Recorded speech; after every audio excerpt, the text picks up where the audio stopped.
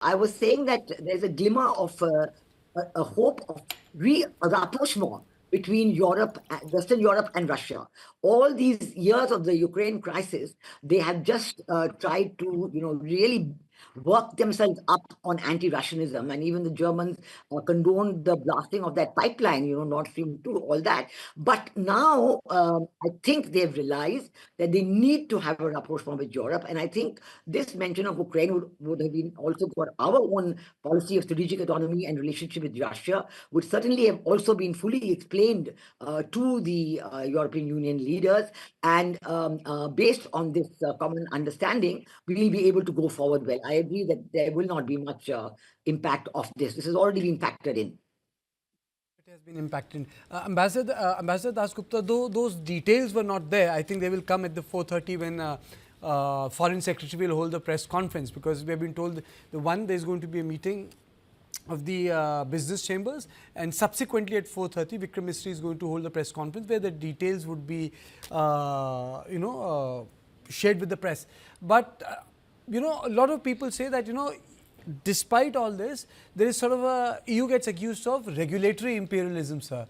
And there are a lot of issues like, for example, deforestation, or for example, the carbon tax which comes into operation from 1st of January. All those issues, Ambassador Dasgupta, it makes our MSMEs and SMEs very, very vulnerable. Though, those things remain the same. I agree there. That is, Ambassador Sikri would also agree with me. That is the way the EU functions. It functions through regulations which are extremely detailed, take years to work out, and then, of course, very difficult to navigate through. And like EU deforestation regulations, sir, Indonesia has gone to court. Yeah, they have used the word right. Regulatory imperialism. That's right. But, even before this, there was this REACH, REACH on chemicals exports, and all kinds of data had to be produced. CBAM is another example where each individual steel producer or aluminum producer will have to give a whole, truckloads of data. So it is true, that is the way the EU functions, unfortunately, but that is something which is built into their whole psyche, because of the fact that they have to get so many disparate systems and countries together and have a common set of regulations. So we will have to accept that. And of course, we would try to place our points of view on various issues and get the best deal possible. But having said that, I think the EU has also been mentioning that there are many non-tariff barriers which have been faced by EU exporters to India. So I think it cuts both ways. That regulations will have to be, removed if they are barriers to trade for both sides, and that can be done, I think, bilaterally also to a certain extent.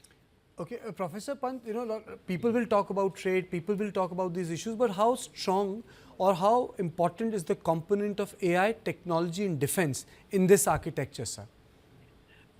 Defense, yes, very, very important, because nowadays defense deals, have ramifications not only in the defense sector, but in non-defense sector, like, parts for automobiles. So, with Airbus and Boeing competition going on, I think that's where India could gain.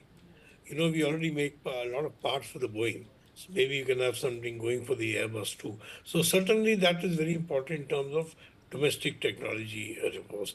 Now on the AI, I'm not too certain what exactly this particular deal will do. I read about the REACH. Let's see what the details are as to what exactly is going to be, because essentially what's going to happen is many countries are now looking to come to India for AI, for developing the AI programs, because India has got huge uncertainties, huge number of people, so very good learning for AI algorithms. Now, I don't know how far the details have been worked out, I can't say at this time. But certainly, if you're being part of technology agreement, you can't leave out the AI aspect. Ambassador Sikri, as I said, the external constraints are more important than the internal one or the ones which used to be talked about, like shared values, democracy, culture. External constraints have become more important. Do you think that the dynamics of the treaty will stay in case the external constraints disappear? Right now, Europe wants to rearm itself. They are raising their defense budget. It suits us, you know.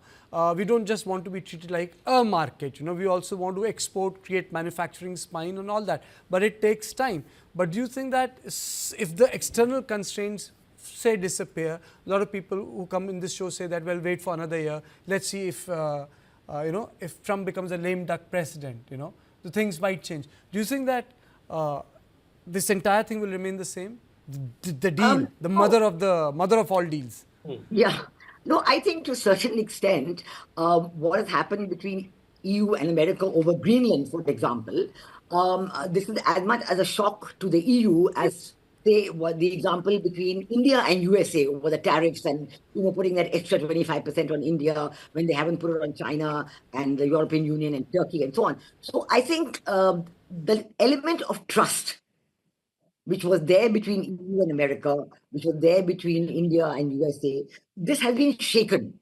Now, you know, trust is an element which there was an old saying that you try to restore it, but the crack is always there, you know. I mean, that fact that the trust was broken at one time, will you retrust? So I think both EU and India, in that sense, will have to go through this phase of rebuilding their trust with USA. I mean, for example, you know, after what President Trump said on Greenland at the Davos World Economic Forum, the EU decided to break their trade deal with America.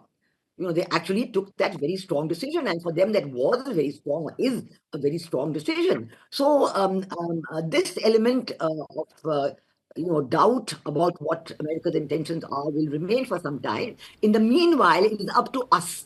It is up to us to benefit, to do the implementation in such a way that we are able to have a long-term benefit, a visible benefit on both sides, a mutual benefit. It cannot be only one way. And the second thing I think we have to do is that to counter these decades of, you know, European Union talking about human rights and what's happening in India, they still do. I mean, this bureaucracy in Brussels is still intact, and they're like, you know, a kind of a disemboweled bureaucracy. They're like from all over and a kind of. So we have to reach out and explain what India is all about. This soft power projection has to be a very important element of our reaching out, not only to the EU, but to individual European Union countries as well. So that the younger generation, the Gen Z, which plays a very important role, will understand what India is really about. And let me give you one example of this, where look at all the excellent institutes of learning in across the European Union. How many of them have courses on India? Very few. So actually, whether it's a business school or another school, the graduates don't really come out knowing much about India. So they don't think about India as a business destination for their entrepreneurial activities because they don't know enough. So we have to work and rectify that. And I think this mobility agreement will do a lot because Indian scientists working in European research laboratories and, you know, displaying, you know, there's a question of translation also here because the language is different in many different European countries. So this also, we have to learn to do all this, to reach out. It's very easy in USA because the language is the same and everything is okay, no problem of translation. But this is a new area. It will benefit us enormously if we do these 2 or 3 things regularly right from now, even before the deal comes into force. Absolutely, absolutely, madam. But you know, when we talk about these deals in the normal parlance, and the people say, what will become cheaper? Will the cars become cheaper? Will European booze become cheaper? You know, these are the issues on which the conversation comes down to. But Ambassador Dasgupta, I have one specific question, and it's not my line. I wrote it down because I read it somewhere. Tell me if it is correct. It says that the economic relationship needs to be built around economic security domain, rather than a single grand bargain between EU and India. Is it a correct position? I tend to agree with that statement because, you know, it can't be just a one-off kind of a thing that, all right, let us have things to do with technology.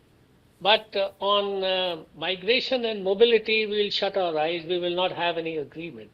It will have to be on based on mutual benefits, based on the aspirations of both sides, and a vision, shared vision for the future. Now, the EU, for instance, on migration and mobility, it realizes that it has, almost a steady population or a declining population in some countries. It has, moreover, a shortage of highly skilled professionals. For instance, in Germany, there is a shortage of attendants for healthcare, doctors also in some countries. So, and nurses. We have been sending nurses to many of the European countries for ages now. So, these are some of the things. Of course, in software, in AI, we have a large pool of manpower, and they require these kind of skills.